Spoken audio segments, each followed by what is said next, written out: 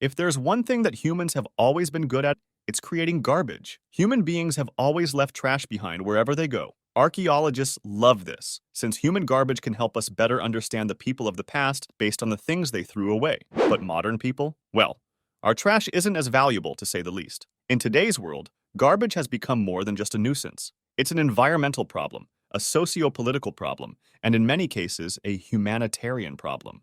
With huge population booms across the world in recent centuries, the question of how to get rid of the garbage produced by human civilization has become an increasingly difficult riddle to solve. We have resorted to landfills, incineration, and huge buildups of long-lasting physical waste made of materials that won't be breaking down anytime soon, some of which are hazardous to the health of humans and the planet. So how exactly do we get rid of our garbage? Have you ever stopped to ask yourself, where does all this garbage go? Well, we're here to answer that question together. In this video, we'll dive straight into the garbage pile, dissecting the waste solutions employed in the modern world, and how the items you toss out contribute to international political tensions. Buckle up, it's about to get trashy. So to begin, here's a little-known fact about history. It smelled horrible. Living in a city for most of history almost always meant living with the constant smell of garbage and, well, human waste, if you catch my meaning.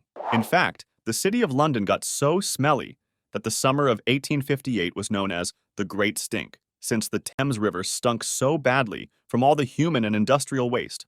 Nasty. But, as always, necessity is the mother of invention, and so societies have developed ways to minimize their own stink. Human civilizations have conducted organized forms of waste disposal for thousands of years, with the earliest evidence of wastewater management dating back over 8,000 years in Mesopotamia. The collective waste management methods we are familiar with now began ramping up in the 19th century. Taxes were collected from citizens in urban areas to fund the public sweeping of streets and the creation of trash heaps. Sorting plants dating back to the 1880s enabled effective scavenging of garbage in an industrialized way, replacing the previous job of rag-and-bone men who were known for digging through trash and selling what valuable items they found. Although some cultures, like the Aztecs, had been burning garbage for hundreds of years, the modern practice of incineration did not come into play until the 1870s in England. The original machines, known by the dramatic name of destructors, were often located directly in urban areas, making the transportation and destruction of garbage much more convenient and cost-effective.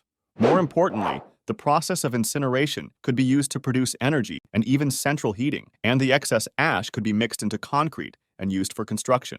Other methods developed in the following decades included garbage grinders, which turned solid waste to liquid waste, land disposal, now known as landfills, and drainage of waste directly to water sources like seas and rivers, which was used mostly for sewage waste. The practice of using landfills to dispose of garbage dates back to 1912 in England. In the original landfilling process, a layer of waste was laid down, followed by a layer of inert matter on top of it.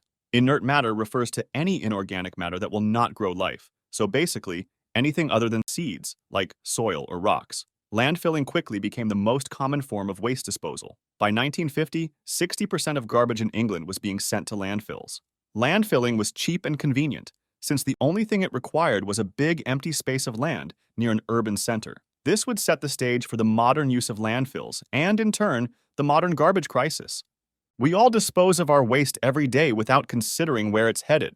You take out the trash, maybe you're even in the minority of people who recycle properly, and then you forget about it until the next garbage day. What happens to all the things you've tossed out once they've been picked up and disappear from your sight? Well, the answer varies based on which country you live in, but we'll go over the general pattern for people living in developed countries like the United States, Canada, and most of Europe, aka the biggest garbage producers. To begin with, the garbage is picked up and transported by collection vehicles. This can be done by collecting garbage from individual houses, community waste bins, or in some cases, by individuals bringing their waste to disposal sites. At some point, the garbage needs to be sorted. This is either done by individuals before collection, or it is done at a sorting facility. How the waste gets sorted can vary, but usually recyclable material is separated from organic or wet material. After sorting, the solid waste gets disposed of in two main ways: landfilling or incineration. Landfilling, or dumping, is the oldest form of garbage management. People have been tossing their garbage into piles in empty lots for literally thousands of years. The idea behind landfilling is to compact the waste into as small a volume as possible to conserve the area designated for the landfill. This is done using a trash compactor, which is a giant tractor-like vehicle with spiked wheels that drives over the layers of garbage and smushes the waste into a more compacted form. The compacted waste is then covered with soil, wood chips, or other similar materials. Incineration, also known by the less scary name of thermal treatment, is basically just the burning of garbage. One benefit of incineration is that burning garbage generates heat, meaning it generates energy and can be used to produce electric power. But we should keep in mind that energy isn't the only thing incineration produces. The main product of incineration is ash, and the pounds of ash produced by burning garbage is yet another waste product that must be disposed of. In addition to ash, incineration produces waste in gas form, known as flue gas, which is full of pollutants that need to be removed before it can be sent out into the atmosphere. So once the garbage is fully burnt, where does the ash go? Luckily, ash can be used in many types of building material. Cement, asphalt, and concrete can be made using ash recycled from incinerators. However, the ash that is not recycled for such purposes is usually sent to a landfill. So, there's your answer. What happens to waste? Typically, it's either burnt or smushed. And where does waste go? Ultimately, landfills. But one question remains, where are these landfills? The answer may surprise you. As it turns out, the countries that make the most garbage typically keep the least of it. So now you're familiar with waste management. But have you ever heard of the waste trade? Perhaps it isn't the most desirable form of trade, but the waste trade is the international structure by which waste gets basically passed around to various countries. Trash can be traded for various reasons, aside from just getting rid of the unwanted garbage. For example, waste can be handed off from one country to another for further processing or recycling. However, power imbalances between countries participating in the global waste trade have resulted in what is known as waste colonialism. Countries with higher economic standing, which are typically more developed, produce more waste than underdeveloped countries of lower economic standing. As a result, the waste trade typically flows from richer countries in the global north to less developed countries in the global south. To make matters worse, this often involves the dumping of hazardous or toxic waste into low-income countries. For example, countries like the United States, the United Kingdom, and Japan will transport and dispose of their hazardous or plastic waste materials into countries like India, Ghana, and Haiti. The global waste trade has become a widely debated topic, with supporters arguing that low-income countries can help improve their economy by importing waste as a form of trade.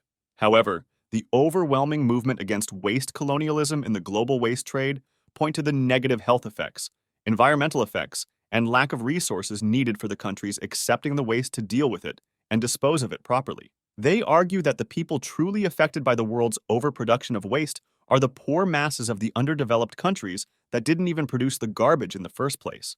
Let's go ahead and dive into what exactly these environmental and health implications are. The environmental impact of waste disposal depends mainly on how the waste is getting disposed of, that is, if it is getting disposed of at all. Solid waste that is left uncollected can contribute to air pollution, water pollution, and even local flooding. Disposing of waste, on the other hand, comes with its own set of environmental dangers. As we discussed, there are two main methods of modern waste disposal: incineration and landfilling.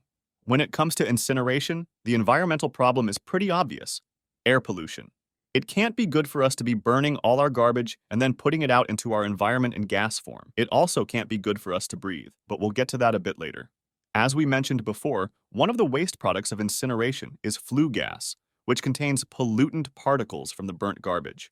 These pollutants must be adequately filtered out before the gas is released into the environment. If an incineration plant does not employ strict cleaning procedures, the environmental and health consequences can be extremely harmful.